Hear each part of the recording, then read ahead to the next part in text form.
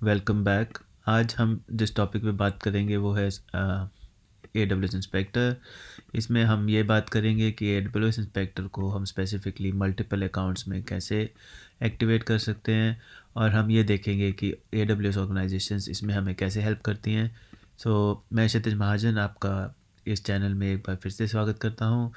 इसका नाम है cyber security informal talk. So let's get started. सबसे पहले हमें ये समझना पड़ेगा कि जो हमारे पास अगर मल्टीपल अकाउंट्स है तो इसका मतलब हम AWS ऑर्गेनाइजेशन सेटिंग में है। AWS ऑर्गेनाइजेशन सेटिंग जो है वो AWS की अकाउंट मैनेजमेंट सर्विस है, जो आपको हेल्प करती है आपके सारे अकाउंट्स को कंसोलिडेट करने के लिए। इस कंसोलिडेशन से आपके पास क्या फ़ायदा होता है? वो ये फ़ायदा होता है कि आपको एक ओवरऑल व्यू मिलता है और एक जगह मिलती है जहाँ से आप अपना सेंट्रली मैनेज करते हैं सारे अकाउंट्स को। तो आप ये बात कर लेते हैं कि अगर मल्टीपल अकाउंट्स है हमारे पास तो AWS इंस्पेक्टर कैसे एक्टिवेट होगा। उसका सबसे इम्पॉर्टेंट कंसेप्ट ये है कि ऑर्गेनाइजेशन के अंदर हमें ये बताना पड़ेगा कि हमारा कौन सा जो अकाउंट है वो डेलीगेटेड अकाउंट होगा। डेलीगेटेड अकाउंट का मतलब ये है कि ये वाला अकाउंट मेन अकाउंट होगा जिसके थ्रू हम सारे और अदर मेंबर अकाउंट्स को मैनेज करेंगे। एग्ज़ाम्पल के लिए, अगर आपकी ऑर्गेनाइजेशन में 10 अकाउंट्स हैं तो उसमें से एक अकाउंट ऐसा होगा जो आपका सिक्योरिटी रिलेटेड होगा, जिसको कभी कभी हम सिक्योरिटी अकाउंट कहते हैं, या ऑडिट अकाउंट कहते हैं, या सेंट्रल सिक्योरिटी अकाउंट कहते हैं, या सेंट्रली मैनेज्ड सिक्योरिटी अकाउंट कहते हैं। उस अकाउंट का कोई भी नेम हो सकता है। तो आपको वो डिसाइड करना पड़ेगा कि आपका कौन सा सिक्योरिटी अकाउंट है। उस सिक्योरिटी अकाउंट को आप डेलीगेटेड सिक्योरिटी अकाउंट बना सकते हैं, और उसके थ्रू आप बाकी के जो मेंबर्स अकाउंट है, इसका मतलब 10 में से एक तो आपका डेलीगेटेड अकाउंट है और जो बाकी के 9 अकाउंट्स रह गए हैं वो आपके मेंबर अकाउंट हो जाते हैं।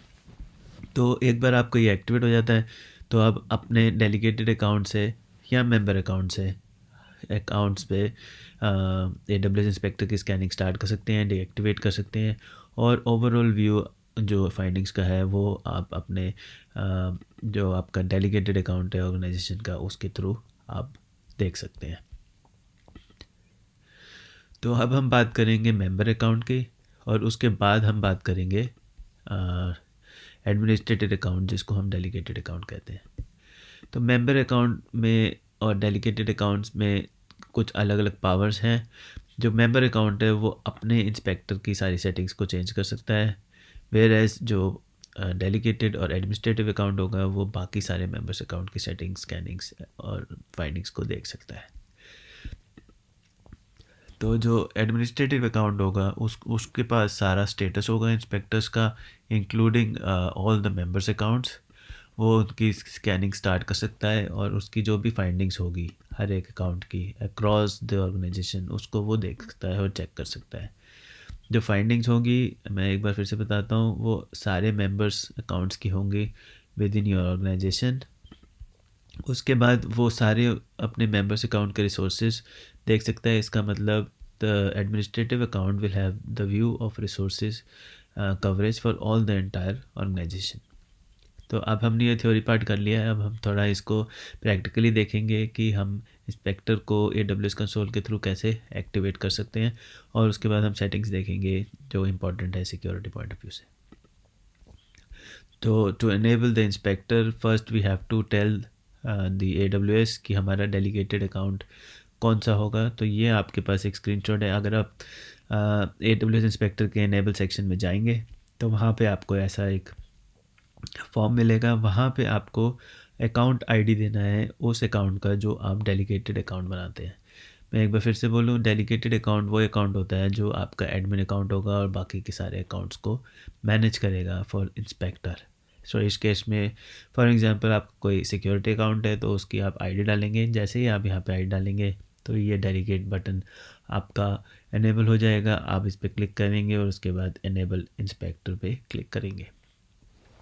एक बार जब इंस्पेक्टर एनेबल हो जाएगा तो हम उसकी जनरल सेटिंग्स में जाएंगे और हम देखेंगे कि डेलीगेटेड अकाउंट्स में क्या क्या होता है। तो इस स्क्रीनशॉट में हम सेटिंग्स में गए हैं और हमने देखा है कि ये वाला डेलीगेटेड अकाउंट ऑलरेडी ऐड हो चुका है, उसमें आपके पास अकाउंट आईडी आएगा और अकाउंट ऑर्गेनाइजेशन आईडी आएगा।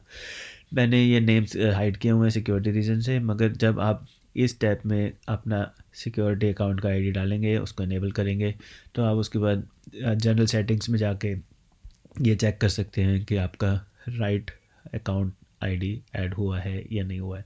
इस इन केस आपसे कोई मिस्टेक हुई है तो आप रिमूव करके दोबारा फर्स्ट स्टेप पे जा सकते हैं और देन वेरीफाई कर सकते हैं। तो इसके बाद आपको ये श्योर हो जाएगा कि आपका इंस्पेक्टर जो है वो इनेबल हो गया है मल्टीपल अकाउंट्स के लिए।